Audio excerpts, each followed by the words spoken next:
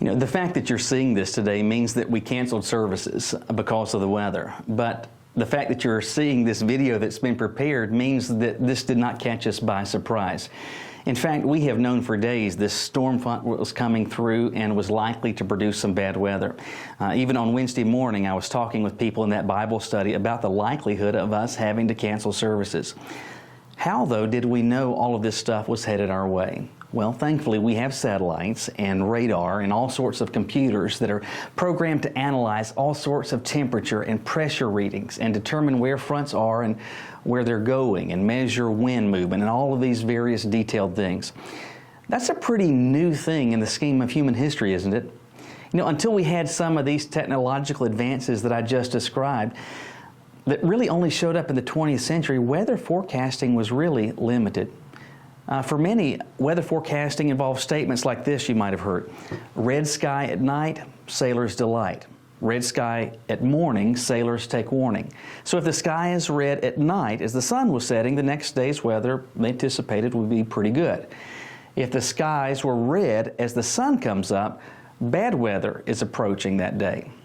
Well, maybe some of the weather forecasting that has gone on in some of these previous generations is also like some of the weather forecasting maybe some of you have or do personally do. For example, on more than a few occasions over the years, I've had folks say something like this to me. I think it's going to be raining today because my knees are really hurting. I say all of this to communicate this very simple thought. We as people think a great deal about the weather. People have always been thinking about the weather. And we do so because it has an effect on us.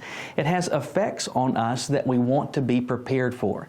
For example, if the temperature is going to drop throughout the day, you would want to make sure that you have a coat with you.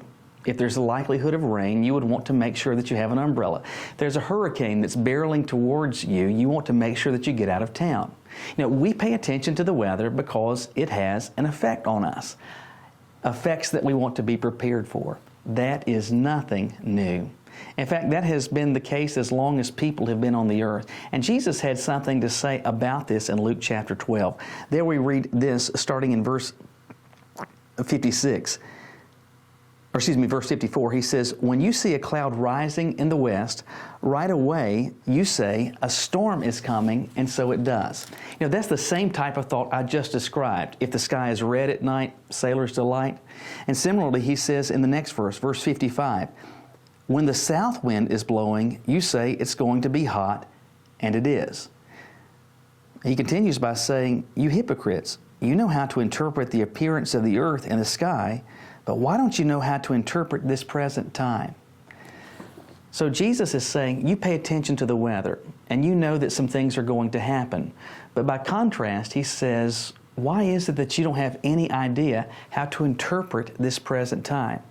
It's likely they understood how to see clouds and understand from that standpoint what was occurring, at least in the next period of hours. But they couldn't do the same thing at all with the days in which they were living. It's entirely possible that as a follower of Jesus, you could very easily be operating the same way in our culture. And I really believe there is an extent to which many believers, and even many well-intentioned believers, they've been operating as if we're kind of on cruise control. Life is going on. It's going on now just as it always has been. And consequently, many are not paying attention to the fact that what we are experiencing these days, these are not normal circumstances. Standards around us are changing dramatically. And that is getting coupled with a marked increase in the pressures on those that are followers of Jesus to adopt these same standards. Now, in truth, that shouldn't come as a great surprise. In fact, in broad brushstrokes, let me paint for you the picture of what the Bible describes is going to happen as time passes. It is going to get markedly worse before it gets better. As a follower of Jesus, you and I need to be paying attention to the fact we are not in Kansas anymore. Things are changing dramatically. Increasingly, you are going to experience pressures to conform to societal norms and to reject biblical standards.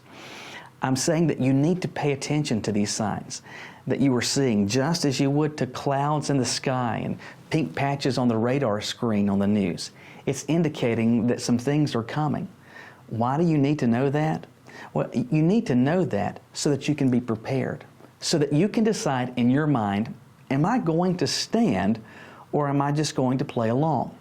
Am I going to try to influence people around me toward Jesus, or am I going to keep my mouth shut and just try to blend in with the crowd? In the first century, Jesus said to people, in essence, you're paying more attention to the weather than you are to what's going on around you. My encouragement for you on this day when we're not able to gather to worship together is to take some of the peace and quiet you have today and ask yourself this: have I been paying more attention to the weather or to what's going on around me? Am I better prepared for a winter storm than I am prepared for pushback for being committed to Jesus? I think you can tell between those which is more important. Maybe it's time we start acting like we know what's most important. God bless you. Have a great rest of your day. Stay warm, and we look forward to seeing you in the coming days.